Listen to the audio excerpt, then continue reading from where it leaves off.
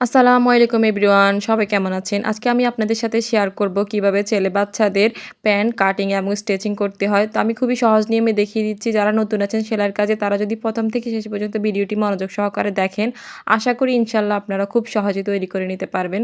তো দেখেন আমি এখানে হাফ গজ পরিমাণ কাপড় নিয়ে নিয়েছি, কাপড়টিকে মেলে নিয়েছি। এরপর আরও একটা ভাঁজ করে টোটাল ৪ পার্ট করব এখানে। তো দেখেন এখানে ৪ ভাঁজ করে নিয়েছি। খোলা পাশটা অপর দিকে, বন্ধ পাশটা হচ্ছে আমার দিকে আছে। তো এখানে আমি প্রথমে ভাঁজটা দেখিয়ে দিচ্ছি। তো আমি এখানে চওড়ার পরিমাণ নিচ্ছি 8.5 ইঞ্চি পরিমাণ। এরপর আমি উপর থেকে 1.5 ইঞ্চি পরিমাণ এখানে মার্ক করে নিচ্ছি রাবার করার জন্য। তো একটা স্কেলের সাহায্যে বেবি স্ট্রেইট একটা দাগ দিয়ে নিচ্ছি। এরপর আমি এখান থেকে দৌড়ে 12 ইঞ্চিতে মার্ক করেছি। এরপর এখান থেকেও একটা স্ট্রেইট দাগ দিয়ে নিচ্ছি। তো আমাদের এখানে প্যান্টটার টোটাল লম্বা হচ্ছে 13.5 ইঞ্চি পরিমাণ। এই তো দেখেন আমি মাপ দিয়ে দেখিয়ে দিচ্ছি। টোটাল হচ্ছে 13.5 ইঞ্চি পরিমাণ। তো আমি এখন এখানে কোমরের মাপটা নিচ্ছি। তো আমাদের কোমর হচ্ছে 24 ইঞ্চি। 24কে 4 ভাগে ভাগ করলে হয় 6.5 ইঞ্চি। তো আমি এখন 6.5 ইঞ্চিতে এভাবে একটা মার্ক করে নিচ্ছি। এরপর এখান থেকে দৌড়ে আমি 8 ইঞ্চিতে মার্ক করে নিচ্ছি হাইয়ের জন্য। এরপর একটা স্কেলের সাহায্যে এভাবে দাগগুলোকে মিলিয়ে দিচ্ছি। দেখেন মিলিয়ে দিয়েছি। এরপর আমি কোণা থেকে এভাবে 1.5 ইঞ্চি পরিমাণ উপর থেকে দিয়ে এভাবে হালকা একটু রাউন্ড করে দিচ্ছি এখানে। তো দেখেন আমার রাউন্ড করা কমপ্লিট। এরপর আমি নিচে মোহরির অংশটা নিচ্ছি। মোহরি নিচে 6 ইঞ্চি আর 1 ইঞ্চি নিচে এক্সট্রা সেলার জন্য। টোটাল 7 ইঞ্চি নিয়েছি। এরপর একটা স্কেলের সাহায্যে এভাবে মার্কগুলিকে মিলিয়ে দিচ্ছি। তো এবার আমি দাগ অনুযায়ী কাটিং করে নেব। তো ভিডিওর এই পর্যায়ে আমার ছোট্ট একটা রিকোয়েস্ট, যারা এখনও পর্যন্ত আমার চ্যানেলটিকে সাবস্ক্রাইব করেনি তারা অবশ্যই আমার চ্যানেলটিকে সাবস্ক্রাইব করে দিবেন এবং পাশে থাকা বেল আইকনটা অল দিয়ে ক্লিক করে দিবেন। আর যারা অলরেডি সাবস্ক্রাইব করে দিয়েছেন তাদেরকে অসংখ্য অসংখ্য ধন্যবাদ। তো দেখেন আমার কাটিং করা কমপ্লিট। এই তো 2 পার্ট আছে এখানে। তো দেখতে পেয়েছেন কতটা ইজি। এরপর আমি এখন সেলাই করব। তো প্রথমে আমি কাপড়টুকু মেলে নিচ্ছি, দেখতে পাচ্ছেন। এরপর নিচের কাপড়টা আছে সোজা সাইডে, উপরের কাপড়টা আছে উল্টো সাইডে। তো দুটো কাপড় ভালো করে সেট করে ধরে আমি এখন হাইয়ের অংশটা প্রথমে সেলাই করে নিচ্ছি। তো এটা দেখেন আমি হাইয়ের অংশটা প্রথমে সেলাই করে নিচ্ছি। এরপর আরও একটা সেলাই করে নেব, অর্থাৎ ডাবল সেলাই করে নেব। তো দেখেন আমি আরও একটা সেলাই করে দিচ্ছি এখানে। তো এই তো দেখেন আমার সেলাই করা কমপ্লিট। তো সেম নিয়মে আমি অপর পাশেও সেলাই করে নেব অফ ক্যামেরা। এটা আর দেখালাম না। তো এই তো দেখেন আমি সেলাই করে নিয়েছি। এরপর আমি এখন রাবার কট তৈরি করব। তো সেজন্য প্রথমে চিকন করে একটা বাঁশ দিতে হবে, দেন চড়া করে বাঁশ দিতে হবে। তো আমি যে এটা মার্ক করেছি ওই মার্ক পর্যন্ত এই বাঁশটা দেব, চড়ার বাঁশটা। তো যারা সেলাইয়ের কাজে নতুন আছেন তারা চাইলে চিকন করে যে বাঁশটা দিয়েছি ওই বাঁশটা দিয়ে প্রথমে একটা সেলাই দিয়ে আটকিয়ে দেবেন। এরপর চড়া বাঁশটা দিবেন, এতে করে সেলাই করতে আপনাদের আর অসুবিধা হবে না। তো আমি আর দিলাম না, আমি ডাইরেক্টটাই সেলাই করে নিচ্ছি একসাথে। তো দেখেন আমি সেলাই করে নিচ্ছি। তো আমার ভিডিওটি যদি আপনাদের কাছে ভালো লেগে যায় তাহলে অবশ্যই একটা লাইক দিতে ভুলবেন না, আর এবং আমার চ্যানেলটিকে সাবস্ক্রাইব করে যাবেন।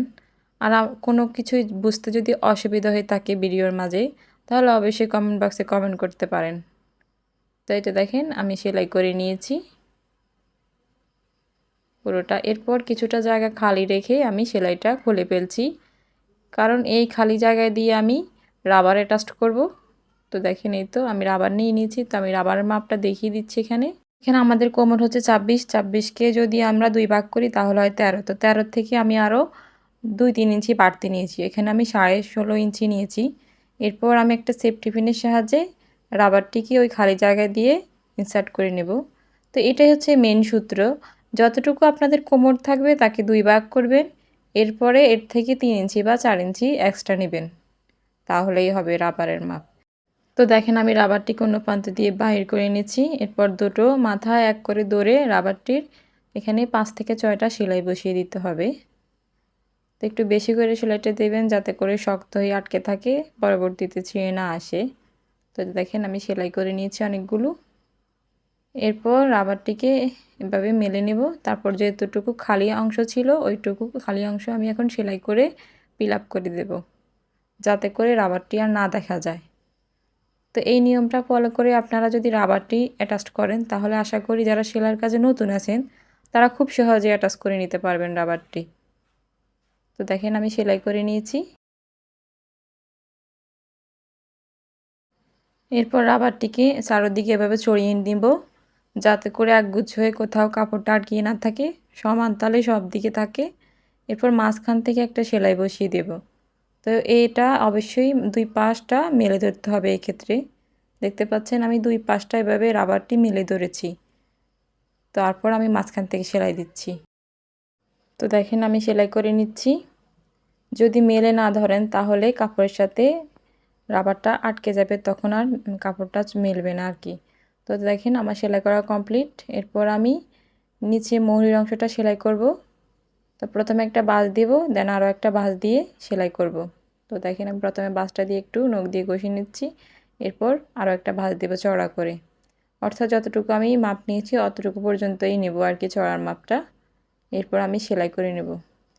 চাইলে আপনারা এখানে পাইপেন ইউজ করতে পারেন, তা আমি আর করলাম না, আমি এমনি ডাইরেক্ট দুই ভাঁজ করে সেলাই করে নিচ্ছি। তো সেম নিয়মে আমি অপর মোহরিটাও সেলাই করে নেব। তো দেখেন আমি অফ ক্যামেরায় ওই মোহরিটাও সেলাই করে নিয়েছি।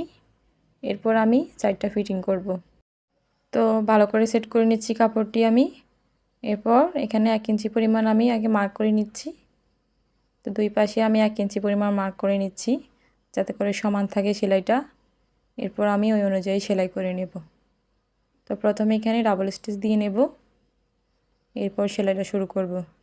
তো এখানে অবশ্যই ডাবল সেলাই দিয়ে নেবেন। প্রথমে একটা সেলাই দিবেন, দেন আরও একটা সেলাই দিয়ে ডাবল সেলাইটা দিয়ে নেবেন।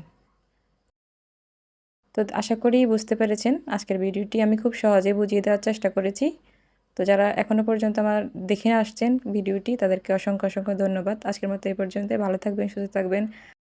দেখা হবে নেক্সট কোনো ভিডিওতে ইনশাআল্লাহ। আল্লাহ হাফেজ।